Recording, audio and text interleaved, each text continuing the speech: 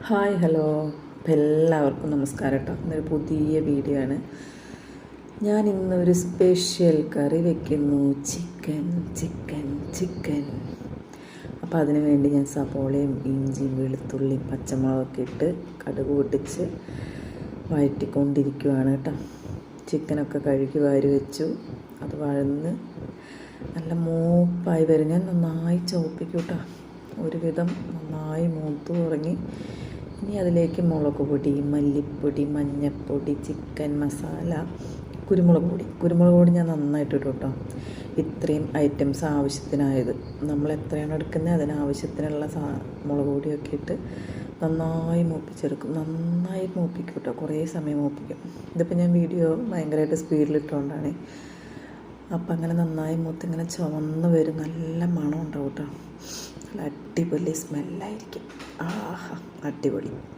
അപ്പം നന്നായി മൂത്തതിന് ശേഷം ചിക്കൻ ഇങ്ങനെ എടുത്ത് അതിലേക്ക് ഇട്ടിട്ട് നന്നായി ഇളക്കി കൊടുക്കുക. ഞാനപ്പം 2 ഏലക്കായൊക്കെ ഇടും കേട്ടോ. പിന്നെ ഇച്ചിരി കറിവേപ്പില, പച്ചമുളക് വീണ്ടും കാന്താരിമുളകാണ് ഉപയോഗിക്കുക കൂടുതലും.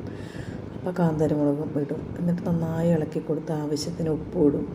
എന്നിട്ട് ഞാൻ കറിവേപ്പിലൊക്കെ ഇടുന്നു പറഞ്ഞല്ലോ. അപ്പോൾ ആവശ്യത്തിന് ഉപ്പൊക്കെ ഇട്ടിട്ട് വീണ്ടും നന്നായി ഇളക്കിയിട്ട് മൂടി വയ്ക്കും. അങ്ങനെ മൂടി വെച്ച് കുറച്ച് നേരം നിൽക്കും. ഒരു തുള്ളി പോലും വെള്ളം ഒഴിക്കില്ല കേട്ടോ. ആദ്യമൊക്കെ ഞാൻ ഉണ്ടാക്കുമ്പോൾ വെള്ളം ഒഴിക്കുമായിരുന്നു. പക്ഷെ വെള്ളം ഒഴിക്കാതെ കോഴി വയ്ക്കുന്നത് അടിപൊളിയാണ്. അപ്പം ഞാനതിന് വേണ്ടിയിട്ട് കുറച്ചധികം സബോളയൊക്കെ ഉപയോഗിക്കും കേട്ടോ. കണ്ടോ, അത് വെള്ളമൊക്കെ ആയി തുടങ്ങി, ആവി കയറി വെള്ളമൊക്കെ വന്നു തുടങ്ങി.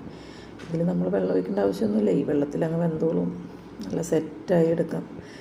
അപ്പോൾ കൂട്ടാൻ ഇടയ്ക്കിടയ്ക്ക് ആയോ എന്നൊക്കെ നോക്കും. ചിക്കൻ അപ്പോൾ കൂട്ടാനായില്ല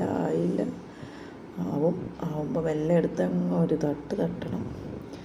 അങ്ങനെ അതേ കൂട്ടാൻ ഏതാണ്ടൊക്കെ ഒരു പരുവമായി തുടങ്ങി കേട്ടോ. കണ്ടോ, നല്ല ഡ്രൈ ആയിട്ടിരിക്കുന്നില്ലേ, നല്ല സൂപ്പറായി. അങ്ങനെ കൂട്ടാനായി. ഇനി ചോറ് വിളമ്പണം. അങ്ങനെ ചോറ് വിളമ്പി. ചിക്കനുള്ളപ്പോൾ പിന്നെ ഞങ്ങൾക്ക് വേറെ കറിയൊന്നും വേണ്ട കേട്ടോ. അപ്പോൾ മോര് കാച്ചിയതുണ്ടായിരുന്നു. അങ്ങനെ മോര് കാച്ചിയതും ചിക്കനും എടുത്തിട്ടൊരു പിടി അങ്ങ് പിടിക്കും. എന്നാ ടേസ്റ്റായിരുന്നു എന്നറിയോ, അടിപൊളിയായിരുന്നു. എല്ലാ ദിവസവും വയ്ക്കുന്നതിലും അടിപൊളി ചിക്കൻ. നല്ല കളറ് കണ്ടോ, നല്ല അത്യാവശ്യം എരിവിട്ടിട്ടുണ്ട്. പിന്നെ മൂപ്പിക്കുന്നത് നന്നായി മൂപ്പിച്ച് കഴിഞ്ഞാൽ നല്ല കളറുണ്ടാവും. അപ്പോൾ എല്ലാവർക്കും ബൈ. ചോറിനാവായോ ബൈ.